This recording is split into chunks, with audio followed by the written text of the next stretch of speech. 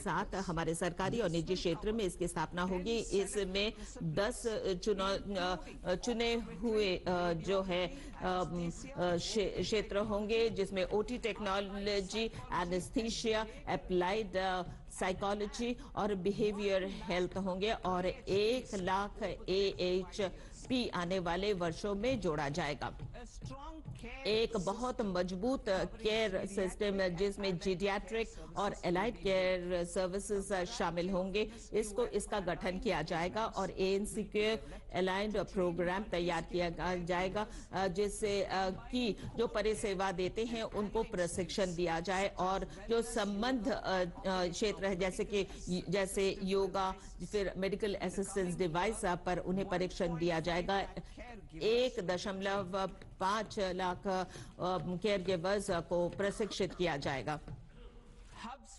Medical value पर्यटन के केंद्र, इसको बढ़ावा, इस क्षेत्र को बढ़ावा देने के लिए मेरा ये प्रस्ताव है कि मैं एक योजना लेकर मैं आई हूँ, जिसमें 5 मेडिकल हब्स तैयार किया जाएगा, और इसमें निजी क्षेत्र के साझेदारी के साथ हम ये काम करेंगे, और ये एकीकृत हेल्थ केयर परिसर होंगे, जिसमें चिकित्सा होगा, अनुसंधान होगा, उपचार होगा, इसमें आयुष सेंटर होंगे, और मेडिकल वैल्यू सुविधा होंगी, डायग्नोस्टिक्स होगी, रोगों का निदान होगा, और पुनर्वास की सुविधा भी होंगी। और ये जो केंद्र है ये विविध जो है अवसर देंगे हमारे हेल्थ प्रोफेशनल्स को, जिसमें डॉक्टर्स और HPs शामिल रहेंगे। और प्राचीन भारत का जो योग है, इसको दुनिया के कई देशों में सम्मान की दृष्टि से देखा जाता है।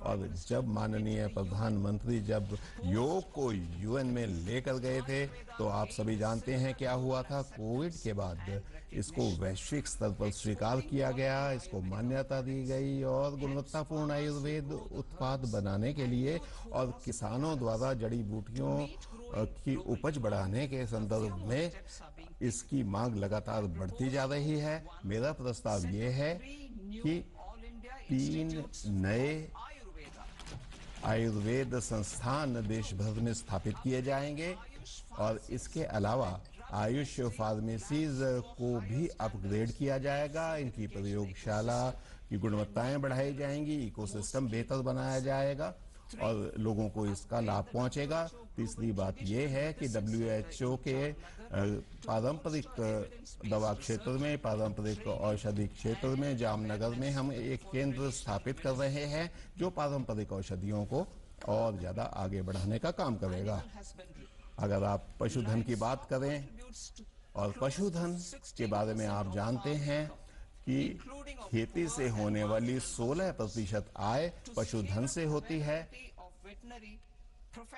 हम इस तरह के चिकित्सकों के लिए, पशु चिकित्सकों की संख्या बढ़ाने के लिए प्रयास कर रहे हैं, और साथ ही साथ पूंजी इसमें लगा रहे हैं, पूंजी सहायता दे रहे हैं। पैरा वेटरनरी कॉलेज की स्थापना की जाएगी।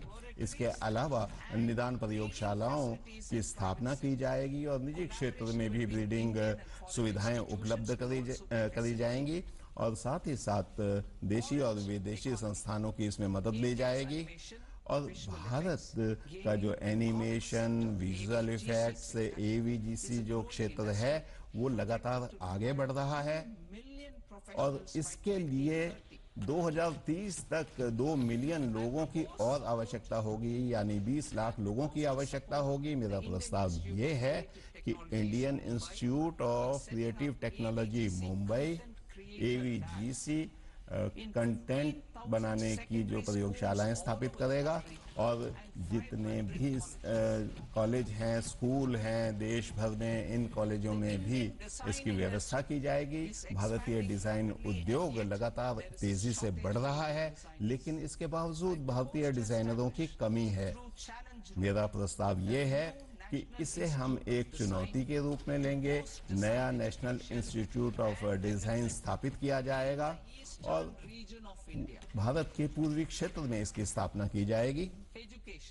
शिक्षा, हमारी सरकार राज्यों को निश्चित रूप से 5 विश्वविद्यालय स्थापित करने में मदद करेगी और औद्योगिक और लॉजिस्टिक कॉरिडोर्स में इनकी स्थापना की जाएगी। ये योजनाएं शैक्षिक जोन के लिए होंगी, कई तरह के विश्वविद्यालयों और अनुसंधान संस्थाओं, कौशल केंद्रों और आवासीय केंद्रों के रूप में होगी और उच्च शिक्षा के क्षेत्र में स्टेम इंस्टीट्यूशंस की स्थापना की जाएगी और प्रयोगशाला में और कक्षा क्षेत्र में, कक्षा रूम में, कक्षा कक्ष में ज़्यादा समय बिताने के बाद जो हमारी युवतियां हैं उनको भी इस संदर्भ में सहायता दी जाएगी। एक गर्ल्स हॉस्टल की स्थापना प्रत्येक जिले में देश के की जाएगी।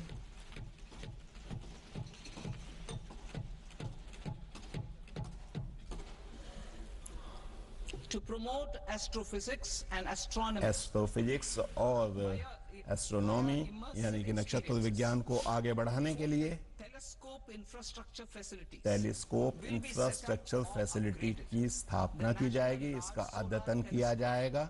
The national large telescope, infrared telescope, Himalayan Chandra telescope और कॉस्मोस 2 प्लैनेट की स्थापना भी की जाएगी। अगर आप पर्यटन क्षेत्र को देखें तो पर्यटन क्षेत्र एक बहुत बड़ी भूमिका निभा सकता है लोगों को रोजगार उपलब्ध कराने के लिए, और साथ ही साथ हमारा प्रस्ताव ये है कि नेशनल इंस्टीट्यूट ऑफ हॉस्पिटैलिटी की स्थापना की जाएगी। होटल मैनेजमेंट के अलावा और कैटरिंग टेक्नोलॉजी के अलावा यह होगा, यह एक ऐसे पुल के रूप में काम करेगा जो शिक्षाविदों और सरकार के बीच में होगा। और मेरा प्रस्ताव ये भी है कि हम एक नमूना परियोजना की स्थापना करेंगे, की शुरुआत करेंगे और 20 विशेष पर्यटन केंद्रों को इसमें शामिल किया जाएगा। इसमें उच्च गुणवत्ता के प्रशिक्षण दिए जाएंगे, हाइब्रिड मोड में यह प्रशिक्षण दिया जाएगा। भारतीय प्रबंधन संस्थान की मदद से ऐसा किया जाएगा और डिजिटल नॉलेज ग्रिड की स्थापना की जाएगी और डिजिटल रूप से जितने भी हमारी पांडुलिपियां हैं उनको भी आगे बढ़ाया जाएगा। सांस्कृतिक और विरासती और बाकी संस्थानों से इसको जोड़ा जाएगा और हम एक नया इकोसिस्टम बनाएंगे जो स्थानीय अनुसंधानकर्ताओं, इतिहासकारों के लिए एक रोजगार का साधन भी बनेगा। भारत में बहुत सारी संभावनाएं हैं। हम विश्व स्तरीय ट्रैकिंग और हाइकिंग अनुभव लोगों के समक्ष लाने का प्रयास करेंगे। हम इकोलॉजिक रूप से सतत ट्रैकिंग की व्यवस्था हिमाचल, उत्तराखंड और जम्मू कश्मीर में करने वाले हैं। इसके अलावा अरक्कू वैली जो पूर्वी घाट में है और पश्चिमी घाट में भी इस तरह की व्यवस्थाएं की जाएंगी। और टर्टल ट्रेन्स की शुरुआत की जाएगी जो उड़ीसा के तटीय क्षेत्रों, कर्नाटक और केरल के तटीय क्षेत्रों में शुरू की जाएगी। इसके अलावा पक्षियों को देखने के लिए बर्ड वाचिंग ट्रेन्स की भी व्यवस्था की जाएगी। माननीय प्रधानमंत्री श्री नरेंद्र मोदी जी के नेतृत्व में 2024 में हमने एक योजना की शुरुआत की थी। इस साल भारत सबसे पहले बिग कैट समिट का आयोजन कर रहा है जिसमें कई देशों के मुखिया आएंगे। 95 जो इसके अंदर देश शामिल हैं वो एक साथ आएंगे और वन्य संरक्षण पर ध्यान देंगे।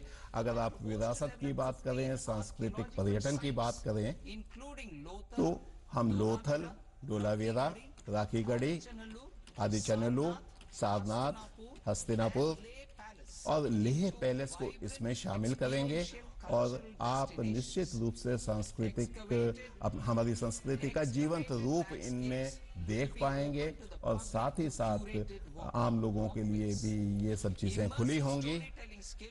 और जो कहानी सुनाने की कला है और टेक्नोलॉजी है उसका उपयोग इसमें किया जाएगा।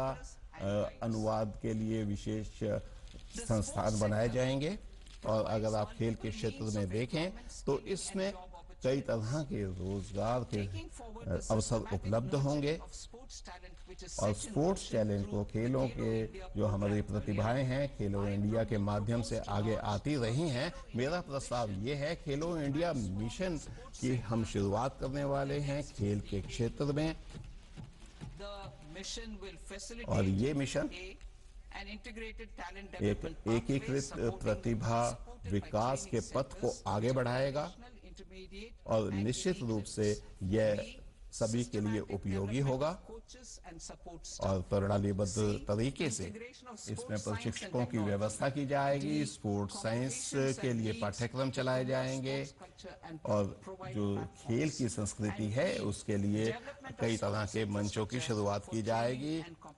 और ये ट्रेनिंग के लिए और प्रतियोगिता के लिए दोनों के लिए खुले होंगे। और तीसरा कर्तव्य जो हमारा है वो सबका साथ सबका विकास विकसित भारत के साथ है और इसके लिए हमें एक अलग तरह की प्रेरणा की आवश्यकता है, किसानों की आय बढ़ाने की आवश्यकता है और विशेष रूप से हम छोटे और जो मध्यम वर्ग के किसान हैं उनको आगे बढ़ाएंगे। दिव्यांग जनों को आजीविका की व्यवस्थाएं उपलब्ध कराई जाएंगी और इसके माध्यम से कई तरह के उपकरणों का इस्तेमाल किया जाएगा और मानसिक स्वास्थ्य के क्षेत्र में और ट्रॉमा के क्षेत्र में भी कई चीज़ें उठाई जाएंगी और पूर्वोदय स्कीम के अंतर्गत पूर्व के राज्यों को इसके लिए विशेष सुविधा दी जाएगी।